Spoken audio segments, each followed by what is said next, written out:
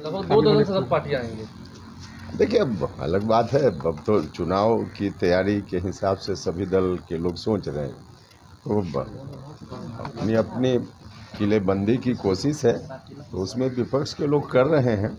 लेकिन विपक्ष की स्थिति अब दिखावे के लिए भले लोग कोशिश में है कि एकता की बात दिखे, लेकिन सच में आपस में जिस तरह से मीटिंग करते हैं और मीटिंग के बाद बाहर जाकर बोलते हैं एक दूसरे के खिलाफ, तो इससे तो सीधा सीधा है कि सब लोगों के मन में, जो भी विपक्ष के लोग हैं, सिर्फ सत्ता की कुर्सी दिख रही है, मोदी हटाओ, इसके अलावा कोई उनका एजेंडा तो है नहीं।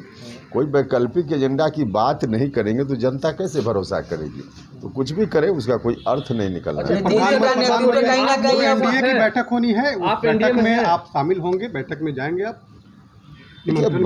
अब सब चीज़ की जानकारी हमेशा दिया जाए मीडिया के माध्यम से, इसकी कोई आवश्यकता थोड़े होती है, इसकी कोई आवश्यकता तो और सब तो दल दे रहे हैं आप, और लोग क्या कर रहे हैं तो उनका मामला है।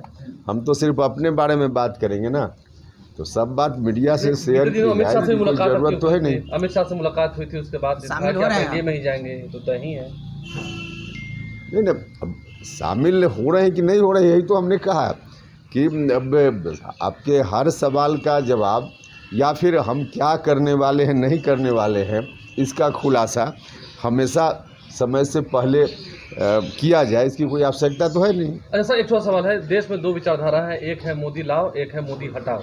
आप मोदी हटाओ के पक्ष में तो नहीं दिख रहे हैं।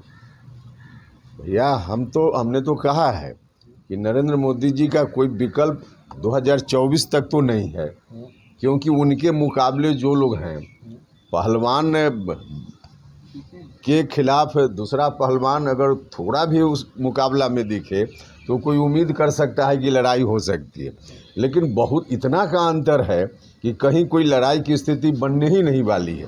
तो ऐसी परिस्थिति में चैलेंज जब नहीं है मोदी जी के समक्ष, तो यह बात तो हम बार बार बोल रहे हैं। ये बताइए कि राहुल गांधी और नीतीश कुमार किसी में वो दम नहीं है जो नरेंद्र मोदी में है? हाँ भाई, बिल्कुल। अभी तो हमने कहा कि कोई एजेंडा ही नहीं है इन लोगों के पास। कोई व्यक्ति का सवाल तो सेकेंडरी है, पहले तो एजेंडा की बात है। मोदी जी का जो एजेंडा है उसकी कोई आलोचना करे या प्रशंसा करे है विषय, लेकिन इन लोगों के पास तो कोई एजेंडा ही नहीं न है।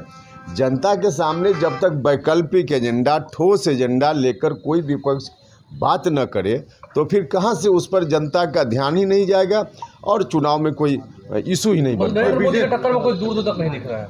बिल्कुल, हमने कहा ना कि 2024 में कोई चुनौती नहीं है।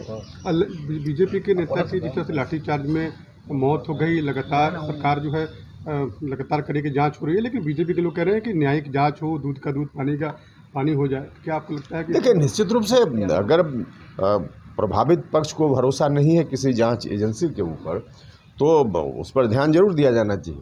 देखिए, न्याय सिर्फ हो ही नहीं, न्याय होता हुआ भी दिखे, यह भी आवश्यक होता है, क्योंकि लोगों का भरोसा होगा तभी तो न्याय की व्यवस्था ठीक से चल पाएगी। तो इसलिए अगर संबंधित पक्ष को लगता है कि इससे न्याय नहीं मिलना है, तो जो लोग चाहते हैं उसके आधार पर सरकार को ध्यान दे करके और निष्पक्षता के साथ जांच हो जाए, जनता के बीच आ जाए, इसकी आवश्यकता है। लगता है सर, इस तरह की सवाल है मेरा, इस तरह की घटना हुई है कि एक सवाल लेने दो भाई।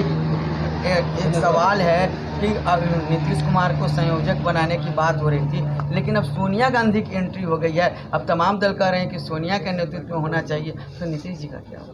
देखिए, आप ही लोग खबर फैला देते हैं। उस तो पहली बैठक में ही लालू जी ने ही स्पष्ट कर दिया।